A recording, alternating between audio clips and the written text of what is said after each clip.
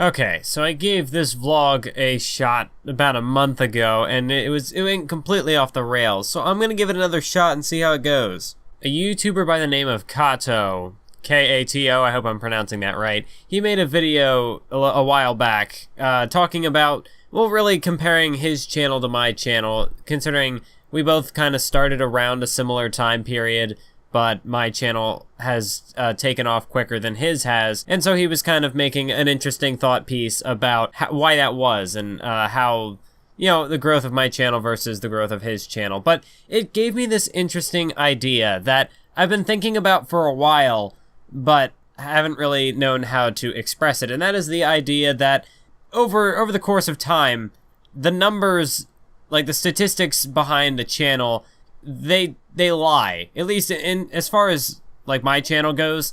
If I look back at some of my videos, the earliest ones I made, like the My Hero Academia video, the Naruto video, they're now sitting at about 30,000 views, or, you know, something close to that effect. When in reality, when I first started the channel, for a while those videos had nothing. Like comparatively speaking to what I have now, they had maybe like 100 or 200 views. And I actually, when I talk about in my the journey thus far, that playlist where it's just documenting my channel's progress, that's one aspect of it. The other aspect of documenting my progress is that I've literally taken screenshots, because I mean, I know YouTube has an analytics feature, but I'm terrible with reading those, and this is just easier for me because I have an actual visual to look at that I can actually see right in front of me, and I can take a picture and say, oh, that video had this many views at this amount of time, and that's how long the video was up for. So my earliest screenshot I've got here was February 24th. And oh, hang on, let me take a step back for a moment.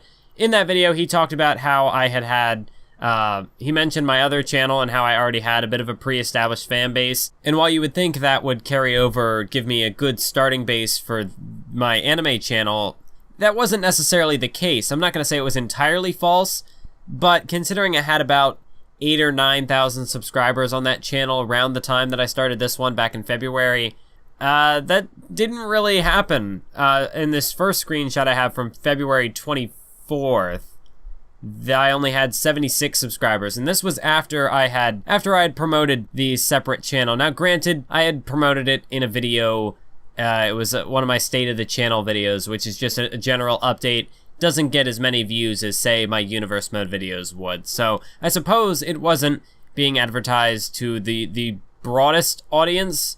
This was either my pre or post WrestleMania 1. So it had probably, I guess, as much of promotion as it could get, being tied to my more popular content on that channel. But if you've actually checked my channel page, you'll see that this channel has been active since 2013. That's how I'm actually able to have a direct link using my username and not this random number character gibberish that all YouTube channels have nowadays if you made them after a certain point. I don't know what's going on upstairs, why there's noise affecting my microphone, and it's annoying. But yeah, so I already had about like 20 or so subs at the time that when I actually started posting here, and then after I promoted it, I brought over like another 50. But that promotion didn't actually help the channel a whole lot. It gave me something to work with, but when you want to talk about what I have now, this thousands of subscribers, that did not really help at all. But as far as initial views go, if I skip ahead to the next month, March 25th is my next screenshot I have. Again, these videos still do not have a whole lot of traffic. There's not a whole lot of views there. My Hero Academia video had 282, Naruto had 322. So, they basically, where all of these views came from, these were mainly, you know, I would get them retroactively, mostly through the SAO Abridged video. That's really all it took. And that plays into this philosophy that I've had with, especially with this second, no, I wouldn't say especially, I would say entirely with the second channel, is that whenever I upload a video, an anime analysis video, I feel like I'm throwing darts at a dartboard. And one video I might miss completely. Heck, I might miss completely with like 5 or 6 videos in a row. But once I hit that bullseye, once I get the video that blows up, whether this is my SAO Abridged video, my Stain video, once I hit that bullseye, then everything else that was uploaded beforehand it gets a massive surge that gets brought up. And then I think it also translates to the next video or so that I upload, because if I look back after the SAO Abridged video, I mean, the top 10 anime characters video did pretty well, and then the Skigakure video didn't do as well, but still 24,000, that's more than some of the videos that came after the fact. Now, if you check my channel nowadays, it doesn't quite look like that, because, again, this is the issue of the, I guess, future growth affecting the stats on previous videos, because the My Hero Academia Ultimate Shonen Tribute video, that wasn't received all that well as far as views go, but because I made the Stain video, that's what blew up, then people, more often than not, were going back to that My Hero Academia video just because of the subject matter. So that video got more attention than say, why you should watch Baby Steps, which is only sitting at about 4,400 at the time that I'm recording this video. So I just think it's interesting how growth, like, you would think that the older videos that you post on a channel would have less, and granted, this is for the most part the case, because if you go back to, and it's not, I don't know, it's tough, because a lot of these other videos, because of the SAO Abridged video, now have over 10,000 views, which is not, it's not nearly what they initially received when I first uploaded them. So in that sense, the numbers are deceptive, just based on videos that happen to blow up later on, and just that traffic by extension, as it were. Because with most people finding my channel, you find the SAO Abridged video. Really, that's the thing with YouTube, is you're not gonna know if you like a content creator if you haven't seen their content. So you have to get a video to hit the algorithms, and once that happens, then they'll check out your other videos and then be like, oh, this is a really cool guy, and they go back and check them all. I know I did that with a lot of other content creators, the Pedantic Romantic. Great, I mean, once I found, I think it was really the SAO, the video on SAO and how Digibro killed SAO. After I did that, I went back and watched the rest of Pedro's videos that were available at the time. That's just the nature of the beast, is once you actually find the content creator that you enjoy, you want to find more of that content creator's content. You want to go back and watch it all while it's there. And then you get caught up, and then you have this emptiness inside, just that moment when you have to wait for new videos. This must be like how a lot of manga readers must feel. Like, if I wanted to catch up on the My Hero Academia manga, and then I eventually caught up, then I couldn't binge it. I'd have to watch it weekly, or read it weekly rather, and that'd be the case for, I guess, just anime fans, whatever the case. But yeah, you catch up, and then it's a void, and you have to wait for more. You have to wait for more. But then in that sense, I'm on a tangent where this has nothing to do with the topic I'm trying to go for. But then you have a weird outlier like the Fuka video, which I have no clue what happened with that one. This was like after the it was after the SAO Abridged video blew up, and then it was after that had started to die down. I wasn't getting as many hits from that video, and then out of nowhere the Fuka video shot up. I think it had like, I remember it being somewhere in about the 10,000s, and then like a week later it was up at like 80,000, and I have no clue where that traffic even came from. I have noticed though, like with the SAO Abridged video again, once Explanation Point had posted his 2 videos about it, I noticed I had a spike in traffic hitting my video, just because irrelevant search results. People will find one video on SAO Abridged, and my video would pop up in the recommendations.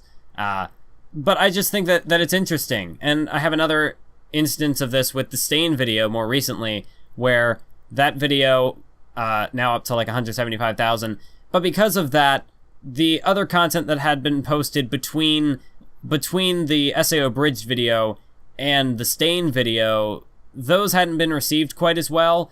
I know for a fact, like the Explanation Point video was, I mean, that was a fairly niche topic. It didn't do all that well, but now it's at like 13,000 views just because of this Stain video. Everybody went back and watched it. And the same goes for Broaden Your Horizons, any video that had been posted prior to that.